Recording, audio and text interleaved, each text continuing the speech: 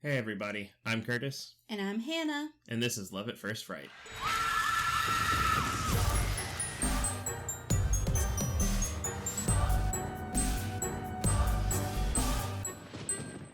Welcome back to another episode.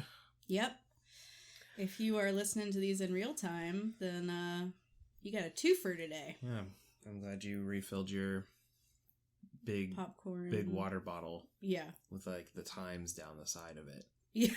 But it's 3 p.m. So it's 3 p.m. Yeah, it's 3 p.m. right now, but you just filled it up an hour ago. Right. And so you're just now passing the 9 a.m. mark. So you're behind the And ball. so, but now you're starting to feel self-conscious about taking the water bottle out in public because people are going to be able to see the water line. And they see that you haven't. And they're going to be like, oh, wow, they're not drinking. This person didn't drink since 9 a.m. Wow, that's crazy. Why would they do that? Yeah. That's the level of self-conscious. And then you're gonna chug way too much water so that you can be a little bit ahead of the 3 p.m. mark. So then people will see it and be like, wow, good for them. Wow, they're drinking so much water, they're actually a little ahead of schedule. Yeah. See, I'm the kind of person that would get so embarrassed by that I would just fill up my water bottle to like whatever time it is.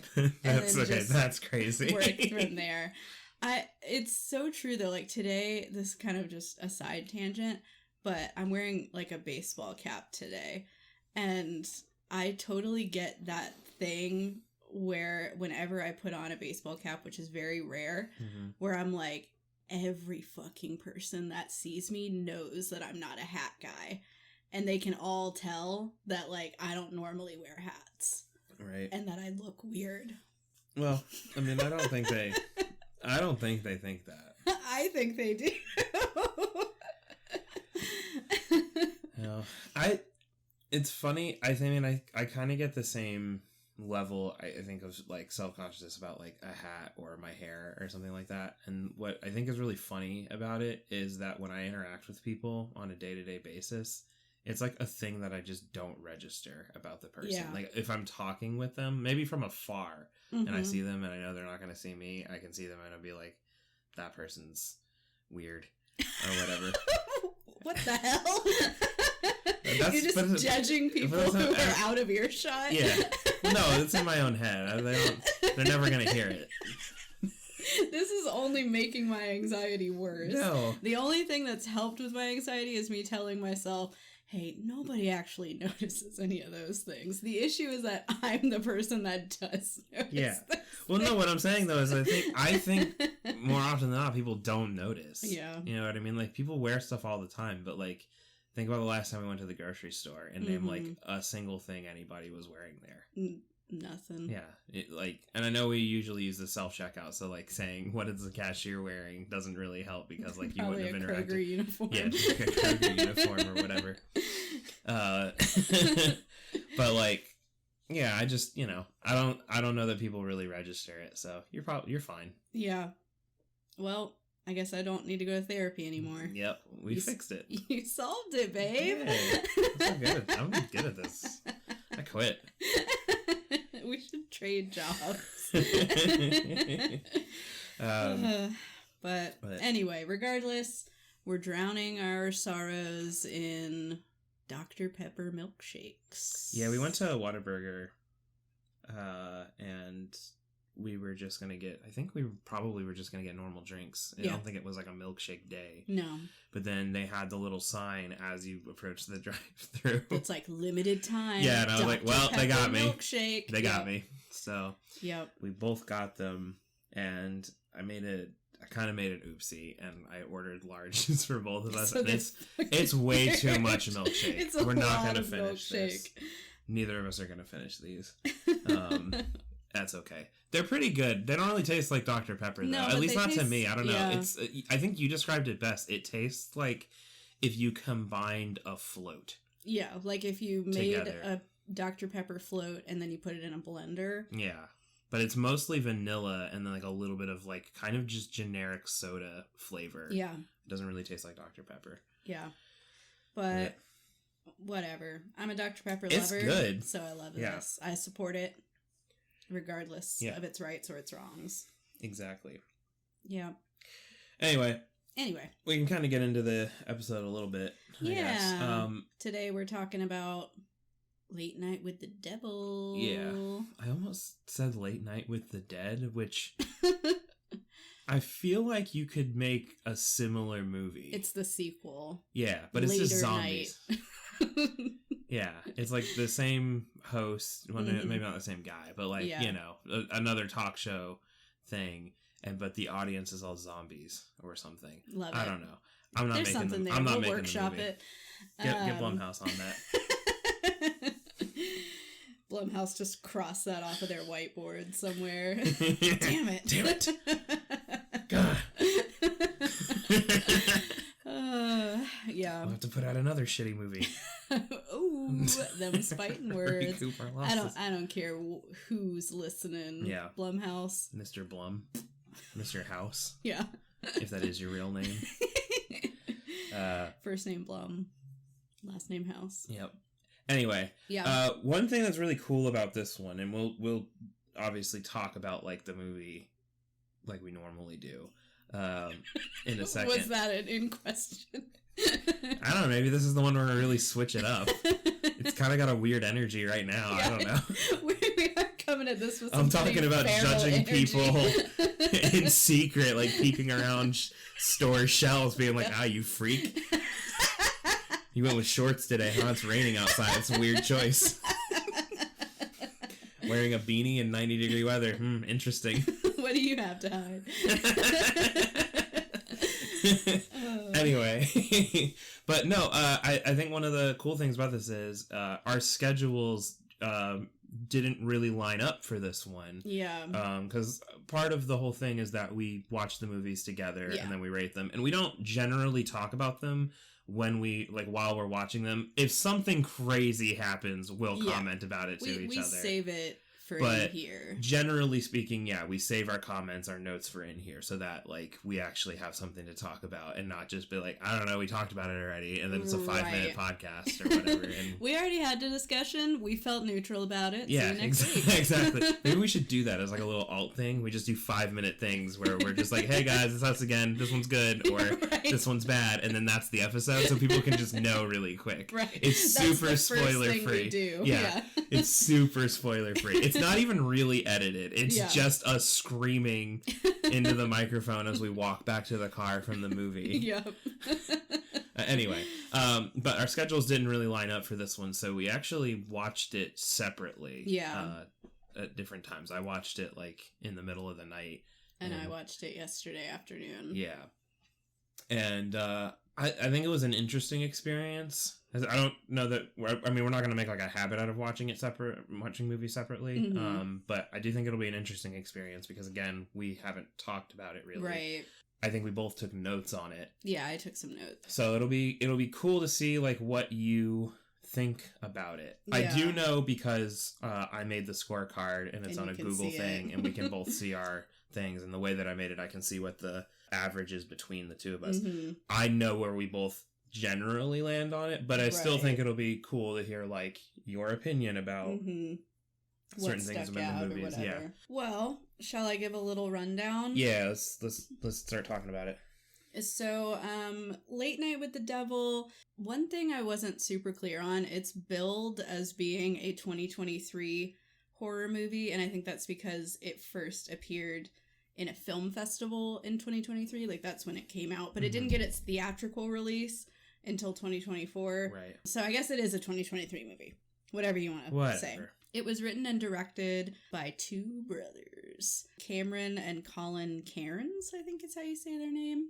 This was really they were part of every aspect of this. They wrote, they directed, they edited. So this is very much their project. We got a pretty good cast. We have our main character, who is Jack Delroy, the host of this late night show called Night Owls. He's played by David Dastmalchian. Yeah. David Dastmalchian. Yeah. Yep. I didn't want to get that wrong. Yeah. Well, you had me look it up. Yeah. And then when it came time to say it, I'm not editing this out. I'm not editing the this fear out in my eyes. Yeah, you looked up at me during that pause. Like I was going to do anything to save you from whatever was about to happen. Yeah. So He's our main character, and then we also have Laura Gordon playing Dr. June Ross Mitchell, who is a parapsychologist. We have Ian Bliss playing Carmichael Haig, who is a magician turned skeptic, paranormal skeptic. Yeah. We have Faisal Bazi playing Christu, who is like a psychic medium, like entertainer kind of guy. He's basically like the Long Island medium of the 70s. A mentalist. Yeah. And then we have Ingrid Torelli playing Lily, who is one of the people being interviewed on the show. She's like a survivor. She grew up in a cult. Yeah, we'll get into that. Yeah. Normal kid stuff. Casual. And then we have Reese Auteri, my apologies to Reese, who plays Jack's sidekick on the show, and his name is Gus. Yeah. So, not a ton of, like, super famous people. Like, I think the main character is, like, the only one I had seen before in anything else. Yeah, David has been in a lot of different things. He's been in, like, both DC and Marvel stuff. Yeah, I was gonna say, I recognize him from The Dark Knight. Yeah, I was gonna say, he was in The Dark Knight. So he's like worked with Christopher Nolan. Like he's been in a lot of stuff. Yeah. But it was good to see him in this leading role. I thought he carried really well. Honestly really enjoyed it. Yeah. There's a thing about this movie, and you're gonna go over kind of the concept here in a second. But one thing I want to say is that like the movie's weird in like a really good way. Yes. If you're familiar with IFC, they helped, I think, produce this. And IFC is kind of known for weird stuff. It's weird in like the best way. They really, I think, captured the energy and the way that people even talk and stuff with the talk show aspect of it. Like it just feels really believable. It was like slightly cringy. Oh yeah. But not because like the acting was bad, but because it was just like very authentic. Yeah. You know, like the bad puns and kind of the awkward moments where they're having to improvise because something goes wrong and you like feel the secondhand embarrassment for them. Like they did a really good job with that. Anyway, what's this movie about? So the general concept of this movie is that it is following the events of a late night talk show called Night Owls with Jack Delroy. It's following an episode that aired on Halloween night in 1977, where the host is really attempting to like boost his ratings and kind of save the show by doing something very different and inviting a girl who is, you know, possibly been possessed, and then also like a medium and a skeptic and all this stuff. So it's just like this paranormal centric episode. That's the basic prompt of it. It's also important to note that this is kind of a sort of like faux documentary, slightly found footagey analog horror kind of movie. Like the framing of it when we first start, it kind of gives you the vibe of if you've ever watched like a true crime documentary. Yeah. Where you have like the host giving the background and introducing you to the major players. But then the host kind of says, you know, we have found the master tape of this episode, this infamous episode. Yeah. And we're now going to play that for you. Yeah. With some like never before seen behind the scenes footage. Sure. And then they just let it go from there. So then we're just truly watching the episode for the rest of the film. Yeah, but it's definitely because of the era, the subject matter of like the late night show, super aesthetic movie, very 70s vibes. From the costuming to like even just like the color grading and all of that stuff. It just has very strong vibes. Yeah. It starts out as just a normal episode, trying to do something a little bit different, boost those ratings.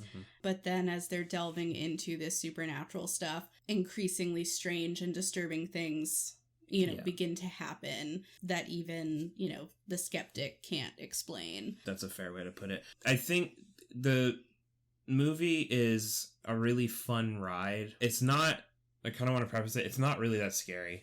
I didn't find it to be very scary. Just kind of a sneak preview. I think both of us gave it a 4 in terms of scares on our little scorecards, and that's a scale of 1 to 10. So it's really not scary. It is unsettling at parts. Yeah. I do think, like you said, it does get the vibes of the late night talk show, like pretty much perfect. I also I generally really like all of the characters. I feel like I don't even want to say their motivations are clear. I think most of them are pretty complex characters. There's some really funny moments in the movie that are not unintentionally funny. They are just funny. Yep. Can I say I actually wrote down what my favorite joke was in the movie, and it's still kind of in the early stages, but I guess he's maybe like the director. I don't know what his title would be, but his name's Phil, and there's a point where he's like tearing through backstage and all this chaos has been happening, and you just hear him angrily say, "Staging, where's my sacrificial dagger?" And it just really made me laugh. Yeah. No, that was really good. I put a note down from when I first started watching the movie. I noticed this partway through it when it was happening, and I actually restarted the movie because this was like right at the top of the movie. Yeah. Did you count or notice how many like production studios, like card things, were at the beginning of the movie? Yes, I didn't. I truly had the same thought. I almost wrote a note about it that was just like every time I think the movie started, there's another. I'm not kidding. There are 9 of them, and they keep going. They had a lot of fingers in that pot, baby. To the point when the movie started, I wasn't actually sure the movie had started. Right, you're yet. like, there's one more. There's gotta be one more. It was really funny when I realized it. I went back and then I specifically counted to make the note about it. I had the same reaction. I was really, like, wow, really this funny. is really just going ons and ons, isn't it? I think that there's a Family Guy sketch that is about that or whatever it is. I wouldn't be surprised. Very, very funny. But yeah. This one thing I did want to talk about with this movie, because obviously this is like a very independent film, and I feel like it's important to acknowledge, even though we felt pretty positively about the movie overall, there's been a little bit of controversy with this one as well because of their use of AI artwork. And my understanding of the situation is that when it appeared at South by Southwest for that initial film festival, that the AI art wasn't in there, but then when they did a couple of re-edits for the theatrical release, and basically the AI is incorporated with, there are like these title cards that the talk show uses when they're going to go to commercial break, so it'll be like a little image that says like, "We'll be right back," or whatever. Like a skeleton on it or something like that. Yeah. And those images apparently were made with AI, and then I think they edited them by like adding the words on or something like that. And a lot of people are really upset by that because, of course, AI art right now is a very controversial topic, and we're figuring out where AI is going to fall in the arts and everything. What I will say on it is that I do think that the conversation is important, and like it's totally worth having that conversation. I personally feel a little bit icky because of the fact that other major studios have been using AI, and they don't like, they're not held to the same, like people aren't saying let's boycott Dune because they used AI, you know? So it feels a little bit strange to me, this sort of standard of like, we're gonna hold an indie production with far fewer resources to a higher standard than the major players out there. Not to say that gives them a free pass to do whatever they want, and again, I think it's warranted criticism, but there was like a really strong movement to boycott this movie that I felt was maybe a little bit I think harsh. it's a little, undue to have that level of criticism about it. Like, obviously the conversation around AI art and its use in media, I think like you said, it's a worthwhile conversation to have. We should talk about it. And there definitely are a lot of issues with it. Sure, absolutely. The things, exactly what we're saying, they use them as little like title card things to like end, like when the show was going to commercial or coming back from commercial or something like that. They're really like unobtrusive and easily and like the most forgettable part of the movie, like to the point that they don't really matter. Take that for what you will with the argument about AI art and stuff, but I didn't really find an issue with it. Like I knew about it before going in, so I saw it and I was like, okay, it's AI art, but like whatever. Yeah, I had heard about this, before I watched it. And again, like I totally get it. There's concern about how AI is being used in media and what that's going to mean for like the future of the arts and everything. So again, I get it. I think it's okay to talk about it, but I just sort of felt like we've got bigger fish to fry. Like there are like major production studios that are doing problematic stuff. So like maybe let's just let this weird little freaky movie do its freaky little thing. I did want to acknowledge that maybe if you've got any hot takes on AI, you can email us. Yeah. We'll talk about it. This movie like pretty quickly sets off with like kind of the explanation of like the whole late night show. It is like a direct competition show with Carson. Yeah. That's kind of the motivation that Jack Delroy has in putting this show on, is that it's supposed to be sweeps week, which is where you gain or lose a bunch of sponsors and stuff, and so he's trying to do everything he can to save the show, and we as the audience get more and more of that revealed as the movie goes on. We're kind of in the dark about this. It's important to note that at the top of the movie, we never really get to meet her. There's one scene where she's being interviewed on the show by him. She was really healthy and non-smoker, and then mysteriously develops wife develops lung cancer and then dies, and then he like disappears for a while. Yeah, he doesn't do the show for like I think they said like a month or two, something like that. Yeah. Then he comes back, and this is like the first show that he's doing, like when he comes back to like get the ratings up and everything. The night kind of unfolds with this whole thing, and then like weird stuff starts happening. So that's kind of the framing of it. This is his big dream. He lost his wife, and then like he kind of has this like touching little monologue at the beginning of the episode to the audience where he's saying like, I thought at times maybe I should throw in the towel. People told me that, but like you guys, I do this for you, and like you're getting me through this and everything. And people are like, yeah, we love you. So, that is kind of where all of this, that's the framework that all of this is resting on, is that there's a lot of pressure for this to be a really successful episode. And so they keep pushing through even when there are weird things going on and things that are genuinely concerning, because they're very singularly focused on, we gotta get these ratings. Yeah. I think it warrants being clear that like that wanting to get the ratings are Jack and like his like producer. Yeah, I'm guessing he would be the producer. I don't remember his name, but like they're both like pretty much equally in on like what's going on and going down, and they keep like pushing things on, like you said, even though things keep not going well, or whatever. It's actually a pretty big theme throughout the movie of people using other people to elevate themselves.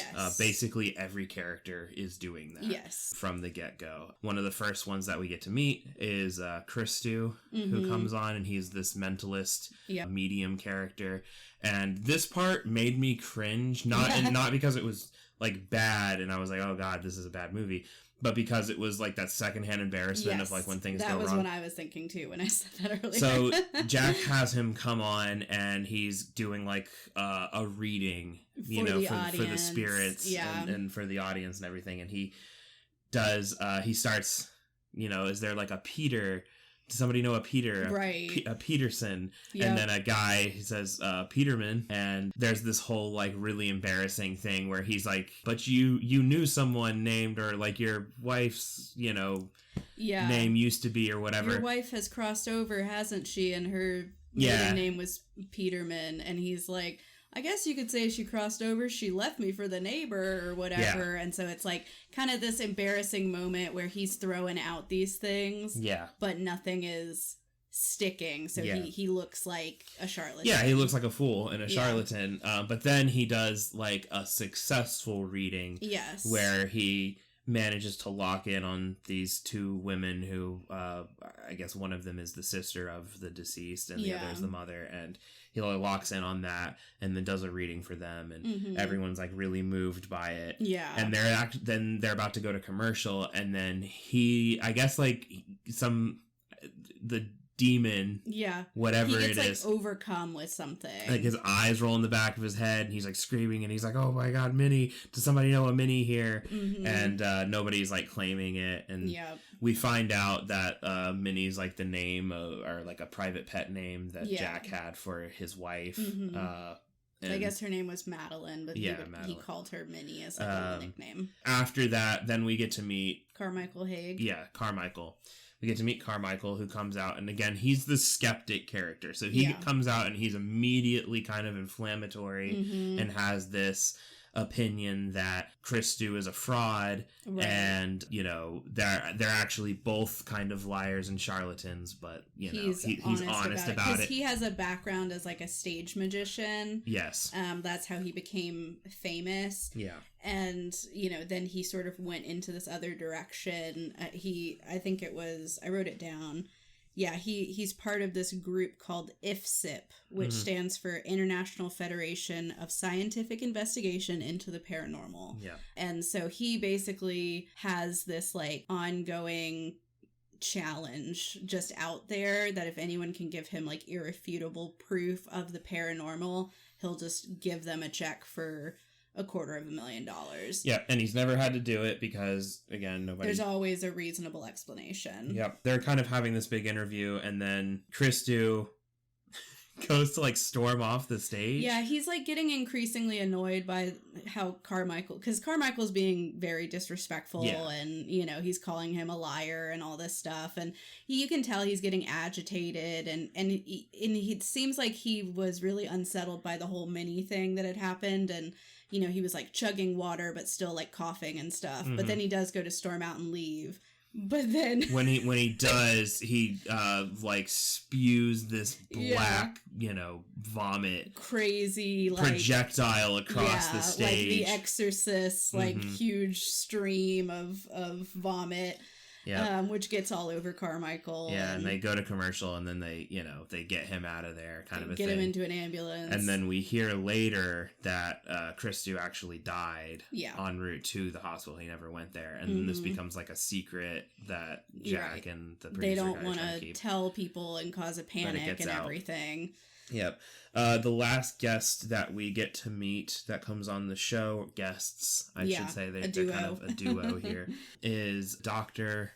June, and then Lily. And Lily belonged to this cult, the cult of like Abraxas. Yeah, they followed Abraxas.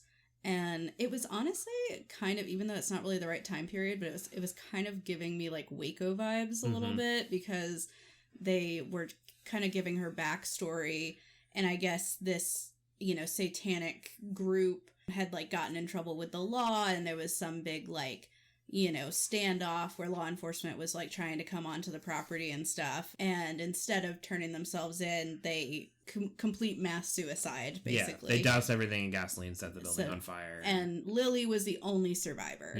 And so she gets turned over into the custody of the FBI, who brings in these like parapsychologists to help because she's having symptoms that they can't explain. And it's basically it's believed by Dr. June that Lily has some kind of connection to either Abraxas or to like a lesser demon that like serves Abraxas, and that this demon can be like summoned in her. So she's like writing a book about her, and this whole thing. So they're coming on to the show basically as a way to promote the book. Yeah, and the whole time like this is happening, and this keeps getting closer and closer, Jack is like acting really weird. Yeah, as this goes on, he keeps asking about like, have we heard anything about the girl and everything, and he seems like really on edge. We keep hearing about these like restraints somewhere and like a sacrificial dagger, and a lot of the people don't really know what's going on. Like apparently only like the stagehands kind of know what's going down, and then Jack and I guess the producer, but everyone else doesn't. There's also this like running thing of like every time they cut to commercial for the show is when we get these like behind the scenes things, and they're in black and white behind the scenes basically of Jack talking with different people. There's this like ongoing thing where the Phil is like constantly in communication with like the guys who are like watching the in studio monitors or whatever, and they keep saying that they're seeing something on like their feed, but they're not seeing it on the cameras like down there when they're filming it. And so you're kind of, as the audience, are like, what are they talking about the whole time? What are they seeing? But like it does eventually like kind of get explained, but like it takes basically the whole runtime of the movie for that to happen. It's a really fun little mystery there. Once they have June and Lily come out, they start like talking. There's a really creepy scene just before they cut to commercial after they first introduce June and Lily, where Lily speaks in a different voice as Jack is going to walk away. Yeah, that was awful. And then he looks like stunned and he goes to turn around. Because it's kind of subtle, but she sounds like his wife. She sounds like Madeline. Yeah. But honestly, the whole time, like, she comes, as soon as Lily comes on, like, there's definitely something off about her.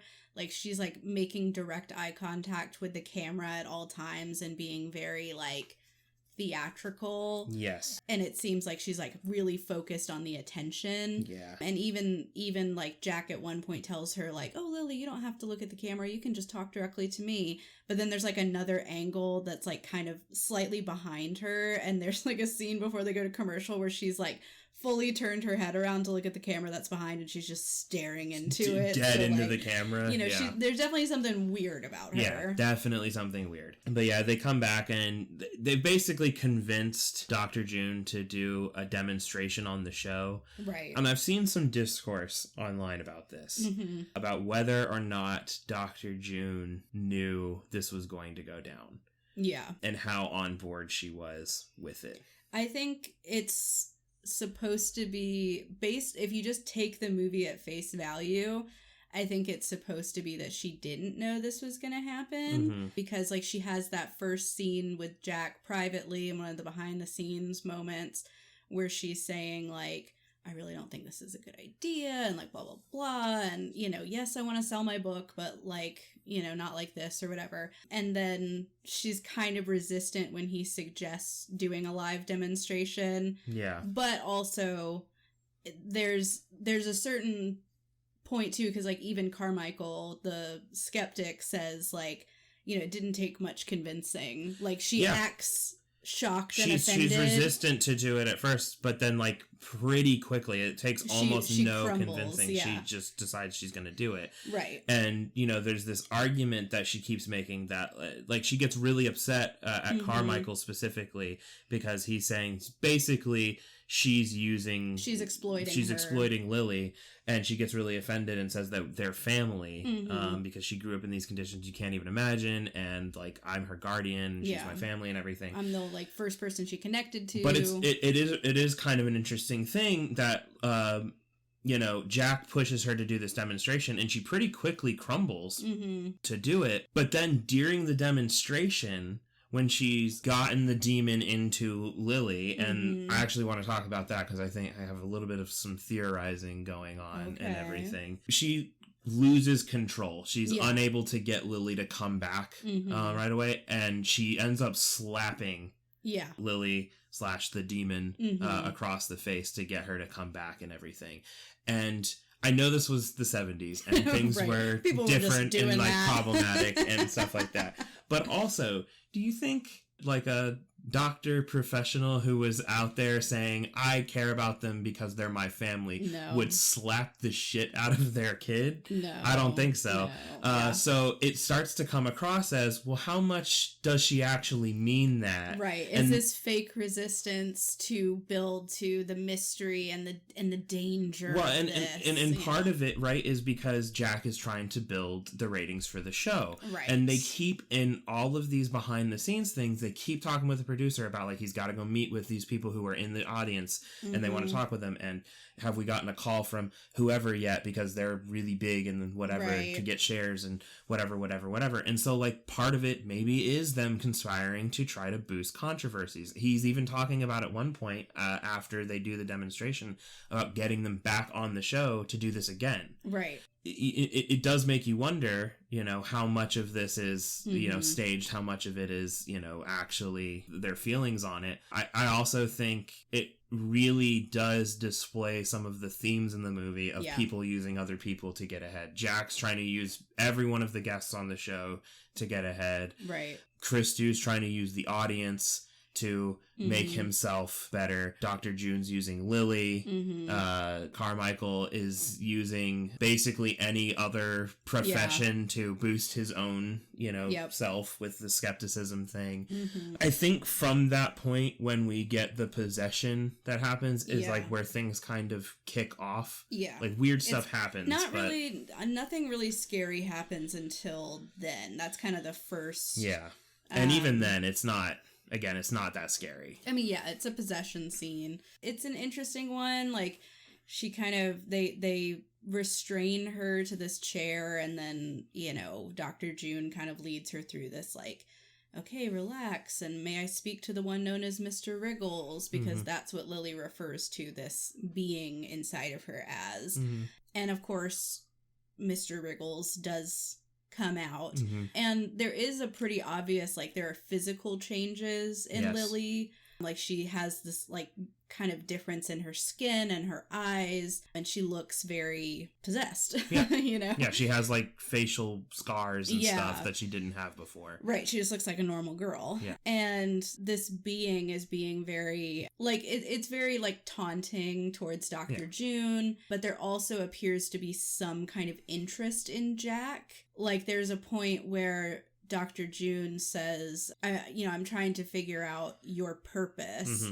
And the demon, like, really responds to that and is like, my purpose? And then immediately turns and looks at Jack. And I forget exactly what she says, but she's basically like, it's good to see you again, or something like that. And it's implied that it's the first time they've met. So, you know, like, there's something weird going on. Yep. While we're kind of talking about the whole possession thing, one thing I wanted to mention, kind of a theory that I've seen kicked around, and also, like, I was kind of thinking about when I watched it, was that I don't know that Lily was ever, like, in control on that night. I think the demon was there the whole time. I think the biggest evidence of this, and kind of the foreshadowing to what happens later, is when the possession is happening and June tries to get her back under control, she pulls out that, like, talisman and starts, like, saying these words at the demon. The demon's repeating it back to her, which, like, when you're speaking these words, they're supposed to have power over them. Right. They shouldn't be able to do that, right? Yeah. And then it stops, and I think what happens in there is the demon lets June think, you got me. I'm going to go back and give Lily back now. But it's just changing. And one of the other things that I think kind of supports this is that Abraxas is this, like, demon that really likes showmanship. That loves to put on a show and wants to have an audience and everything. Carmichael even tells them that Abraxas is the origin of the famous magician phrase, which Lily is the one who says that, says abracadabra. One of my favorite scenes later when that gets brought up again. But Lily the whole time is, like, dead staring into the cameras and, like, smiling and looking on to stuff or whatever. The first thing she really locks onto when she becomes possessed in the chair and restrained is the cameras, and then the audience, and then Jack afterwards. And then what better way to, like, capture an audience than to, like, really sell this idea of, like, the good guys are in control of this whole thing, only for it to all come crashing down in the end. Right. So yeah, I don't know that Lily was ever in control. I don't think so either. I had the same interpretation that basically, like, she was always possessed. And this was just kind of a way. It was also like, for example, even in the scene when Jack is first suggesting, hey, let's do a live demonstration, and Dr. June is being very resistant, the reason that she changes her mind is because Lily is like, come on, we can do it. We can do it. Like, all the people who say that we're faking, we're going to prove them wrong. Yeah, we can prove them wrong. And then she's just like, okay, you know? Yeah. And so it's, like, very much everything is driven through Lily. Yeah.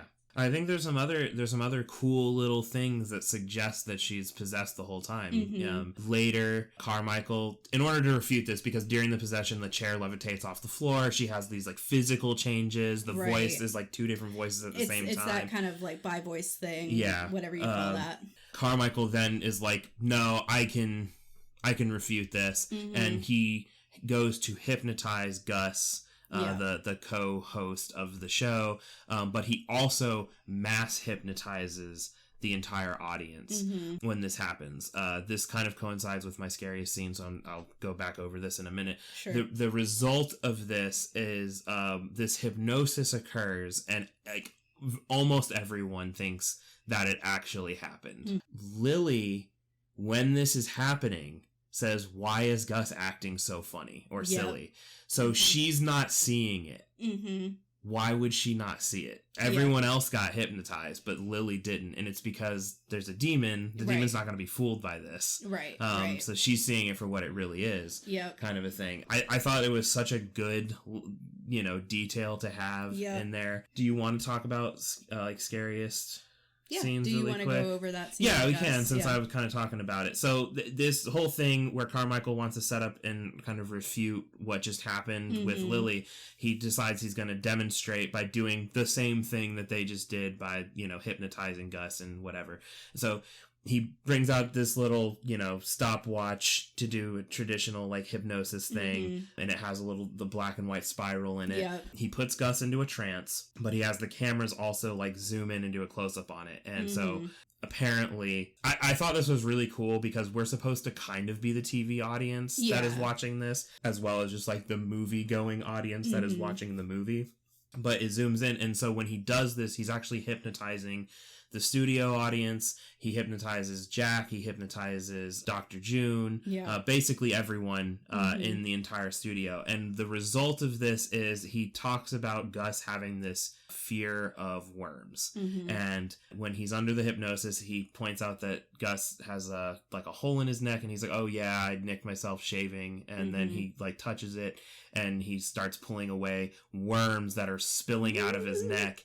And then he's like, oh my god, what is that? And he says, they're earthworms. And then Gus starts tearing open his shirt. He's like, oh my god, they're in me. And he rips open his stomach. And literally just worms spilling out of his guts. And he's like pulling himself over a chair towards Carmichael. And this legitimately got me for a minute, because I was like, holy shit, this is crazy. The demon's like pulling some nonsense here.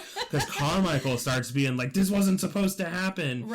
And then he like snaps, and everyone comes out of it, and Gus is fine. He's just like holding himself over a chair, and he's like, how did this happen? Or whatever. And then they play back the footage, because nobody believes that didn't happen. And it was just Gus kind of being silly. Like, everyone was hypnotized. Nobody saw these worms coming out of him or whatever. He's just feigning. He's like pantomiming the motion. He's like, there's worms, but there's no worms or anything like that. And it was legitimately pretty terrifying and unsettling for me when like he's like pulling himself open. I don't know that there was no CGI in it. It looked basically like all practical effects and stuff for that. It was done. It looked really cool and really good, like an old school practical effect.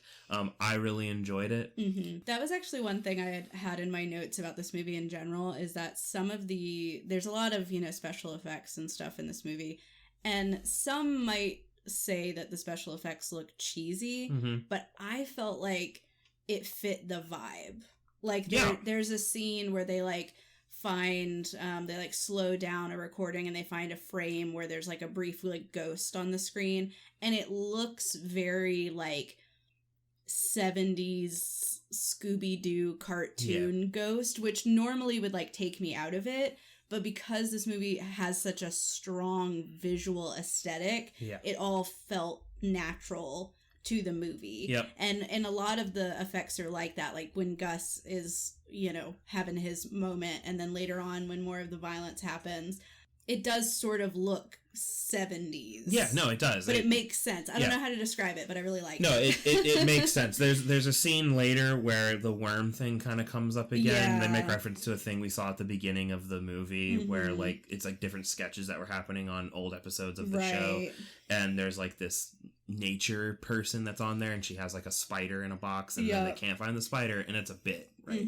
But in this other scene at the end of the movie where like a whole bunch of crazy hallucinogenic shit's happening or whatever, she opens the box and now it's filled with like worms, and there's like this cartoonishly big worm with like this weird toothy maw on the front of it or whatever, and it looks like those old horror movie, you know, it's pretty obviously not real or whatever, but like it doesn't feel out of place in this movie because of all of the vibes and honestly all the lead up to that, like everything else feels right. So did you have a scariest moment?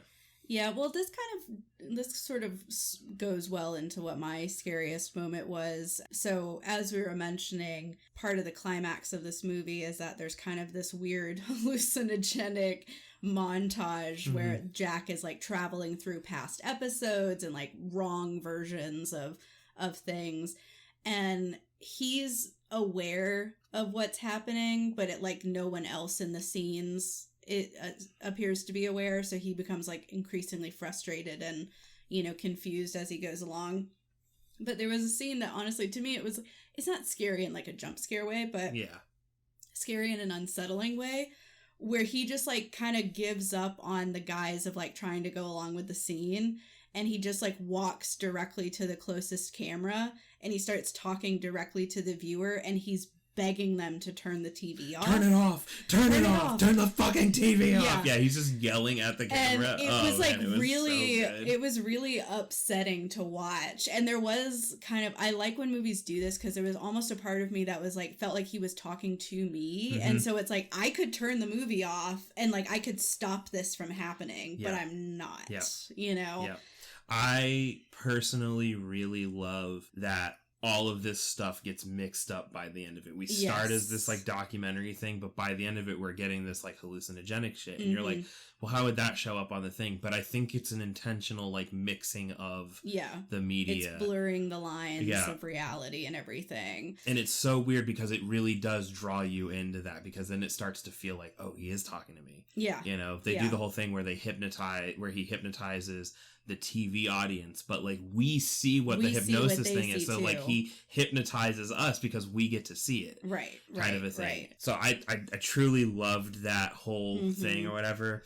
The ending to this is the weirdest part of the whole movie. After the big violent kind of climactic scene, we can talk about that really quick. So like Lily gets fully taken over by this thing, and it's like her like head splits in half, and she's like got like electricity like shooting out of her and everything. It's a really crazy visual, but she just goes like full killer and just starts killing everybody. Freaking Gus gets up, and the whole time Gus does not want to do this show. He figures out pretty quickly that like shit's fucky here. He learns about Christou dying, and he's like, that's a bad omen, we shouldn't be doing this. He sees like the restraint, or hears about the restraints and the sacrificial like, what are we doing? I'm worried about this. And everyone keeps telling him to just shut up, smile, do the show, we're gonna save the show or whatever. So he doesn't want to do any of this. He gets to watch back the whole hypnosis thing, and he's like, I've never been more embarrassed in my entire life. I honestly felt really bad for Gus. Yeah, you feel really bad for him.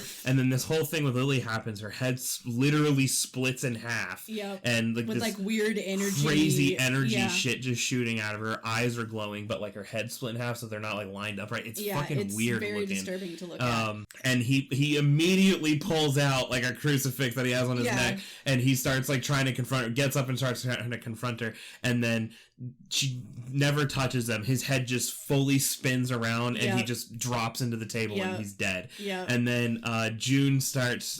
June gets up and tries to pull out her thing to get her back under control, which is, I think, evidence that it didn't actually work before. She starts trying to do it, and the necklace ends up getting like ripped out of her hand and going backwards, and then she gets pulled up, being like strangled by it in the air. She's floating in the air, and eventually it like splits her neck open, into her neck, and then she drops to the ground. It's disgusting. When and that happens. One of the best part, honestly, the best part is so mean. Is fucking Carmichael being the skeptic the entire time, and this shit happens in front of him. He immediately is like, "This is real. This is happening." He gets on his knees and he's like, "Satan, I will worship you, do all of your bidding.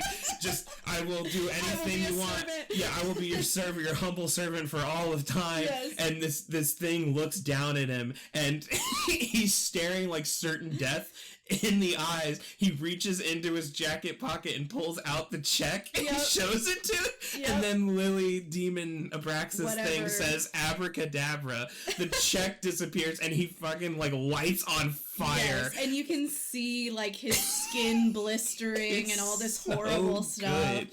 Yeah, It's it was so such good. a He just crazy he moment. just gets burned, and then like everyone's like running and trying to get out of Yeah, there. there's mass chaos. And then this is when the big hallucinogenic stuff happens, Yeah. where like Jack is like going through past episodes, and like he meets up with his wife again in some almost like purgatory thing. We kind of see like there's been this alluding to this like it's a real life like secret society. Yeah. Well, in the movie, they call it the Grove. Yeah. Which is like, you know, this club for, you know, famous, super powerful wealthy, men. powerful. But men. they are referencing something, and I think it's called like Bohemian Grove or something like that. I think Grove is still in it. Yeah, Bohemian Grove. Yeah, it's like a real thing where, you know, these rich, powerful men go, and there's all these rumors about like, oh, they do rituals or like whatever, and that's how they get their power. But this is building on that to make it like actually satanic in nature. Where we've been alluding to throughout the movie that, you know, something happened there with Jack. We know that he's been there before, but then there's this allusion to the idea that he went there during this like downtime after his wife had died before he came back, and like something happened there, I think. My understanding was that he joined, because they talk about his participation in the Grove in the very beginning when it's like the documentary style. Mm-hmm. My interpretation of it was that he had gone to the Grove and completed this ritual so that his show would be successful. Mm-hmm. And he inadvertently caused the death of his wife because you have to sacrifice something in order to get something in return. Yeah. So in my experience of it, it was before his wife died that he had done that. Sure.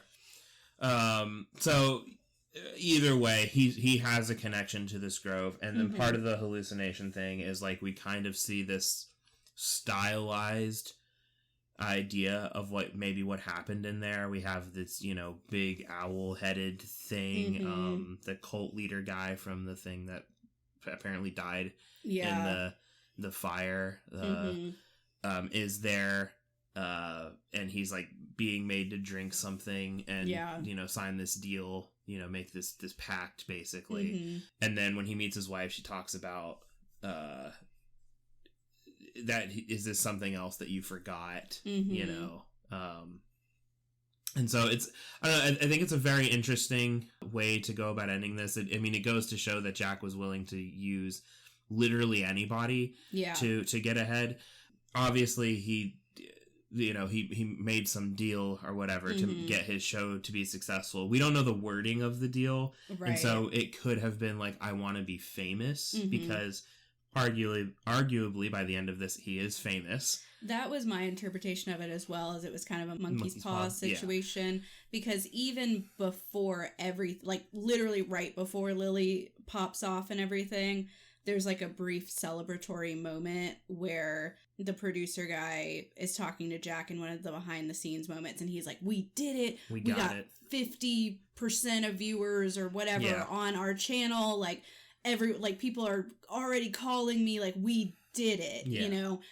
But then, of course, the final twist of this movie is that after he has this hallucinogenic experience where he's going through all these different scenes and the conversation with his wife and everything, his wife asks him to end her suffering, which he, you know, agrees to do by taking the dagger and killing her, stabbing her. But then we immediately like come back out of that, and he has the dagger in Lily, whose head is normal and like that stuff. Like the other people are dead too, but it almost kind of makes you wonder, like, did he just like go crazy and kill everybody? Like, was any of this real? Right. You know, so it's definitely one of those up to interpretation endings. Yeah. I think as far as like the deaths of the other characters go, like when we do come out of that, Lily's head is back to normal, and she looks, you know, basically like a normal girl. She's just dead now. The other characters are all dead in the exact same way that we saw them before. So I think that does actually happen. Yeah. But I think the purpose of Lily is to be the sacrifice for Jack, right? Like that's why she's there. It's all kind of been building towards this. That I think the idea that this grove is actually just an extension of this whole cult of Abraxas. That's why we see the cult leader there when he's doing all of this. But yeah, when we cut out of that and he's killed Lily, but he's done it on live TV. And you can hear the audience has all scattered, but you can hear police sirens approaching. Yeah. I think it was like a fantastic way to go about ending this. Yeah, it was I like a loved whirlwind kind of an end. Yeah. One thing I did want to highlight too, because I noticed it in the very beginning of the movie when they're doing that kind of documentary style background on Jack and everything. Yeah. There's a point where they're explaining like, oh, and then he signed a 5-year contract for the show. And there's like this, you know, quick little shot of him signing the papers with the, you know, owner of the network or whatever. And there's reporters and it was kind of quiet originally, because all these people are asking him questions. But one of the questions that slightly sticks out is a reporter saying, Jack, what have you have to sacrifice to get here? And then later we revisit that moment when he's going through his like hallucinogenic thing, only like that's the only question that you hear, and it's much more like pronounced and louder, which I think was also kind of supporting this underlying theme of like the use of others for your own gains and like, you know, the kind of the folly of ambition and all of that sort of stuff. But yeah, I mean, I love that even from the very beginning, we have this little, what have you sacrificed to get here? Which kind of tells you everything that you need to know about the rest of the movie, you know? Yep.